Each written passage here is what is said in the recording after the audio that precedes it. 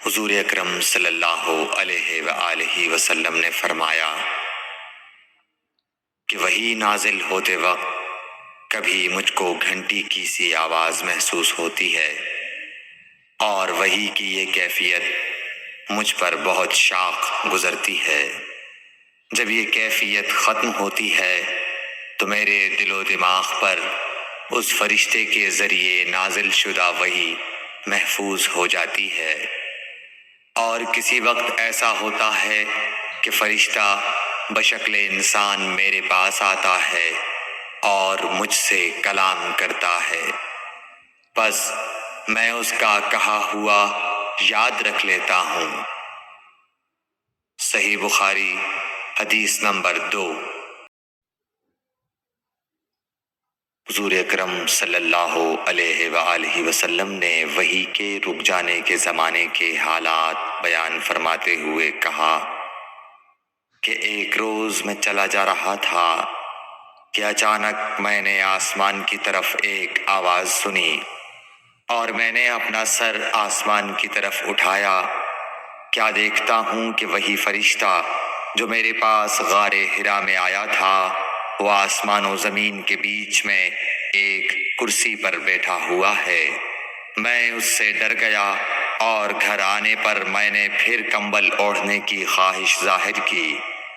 اس وقت اللہ پاک کی طرف سے یہ آیات نازل ہوئیں: اے لحاف اوڑھ کر لیٹنے والے، اٹھ کھڑا ہو اور لوگوں کو عذاب الہی سے ڈرا، اور اپنے رب کی بڑائی بیان کر، اور اپنے کپڑوں کو پاک صاف رکھ اور گندگی سے دور رہ۔ اس کے بعد وہی تیزی کے ساتھ پے در پے آنے لگی۔ صحیح بخاری حدیث نمبر 4۔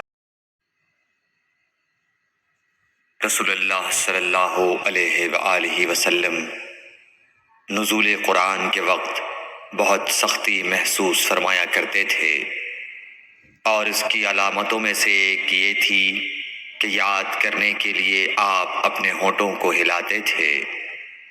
ابن عباس رضی اللہ تعالیٰ عنہ نے کہا، میں اپنے ہونٹوں کو ہلاتا ہوں جس طرح آپ ہلاتے تھے۔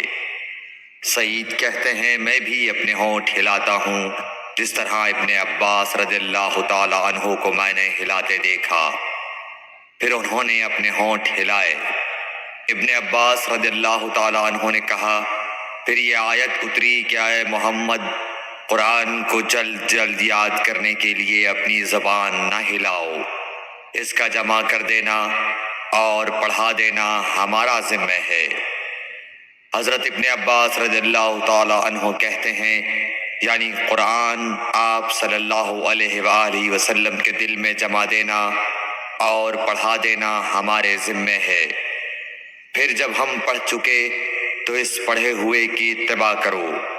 ابن عباس رضی اللہ تعالیٰ عنہ فرماتے ہیں، اس کا مطلب یہ ہے آپ اس کو خاموشی کے ساتھ سنتے رہو، اس کے بعد مطلب سمجھا دینا ہمارے ذمہ ہے۔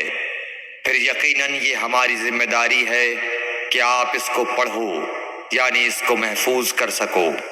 چنانچہ اس کے بعد جب آپ کے پاس حضرت جبرائیل علیہ السلام وحی لے کر آتے تو آپ توجہ سے سنتے۔ جب وہ چلے جاتے تو رسول اللہ صلی اللہ علیہ وسلم اس وحی کو اس طرح پڑھتے جس طرح حضرت جبرائیل علیہ السلام نے اسے پڑھا تھا۔ صحیح بخاری حدیث نمبر 5۔ رسول اللہ صلی اللہ علیہ وآلہ وسلم سب لوگوں سے زیادہ جواد سخی تھے، اور رمضان میں دوسرے اوقات کے مقابلے میں جب جبرائیل علیہ السلام آپ صلی اللہ علیہ وآلہ وسلم سے ملتے بہت ہی زیادہ جود و کرم فرماتے۔ جبرائیل علیہ السلام رمضان کی ہر رات میں آپ صلی اللہ علیہ وآلہ وسلم سے ملاقات کرتے اور آپ کے ساتھ قرآن کا دورہ کرتے۔ غرض حضرت صلی اللہ علیہ وآلہ وسلم لوگوں کو بھلائی پہنچانے میں بارش لانے والی ہوا سے بھی زیادہ جود و کرم فرمایا کرتے تھے۔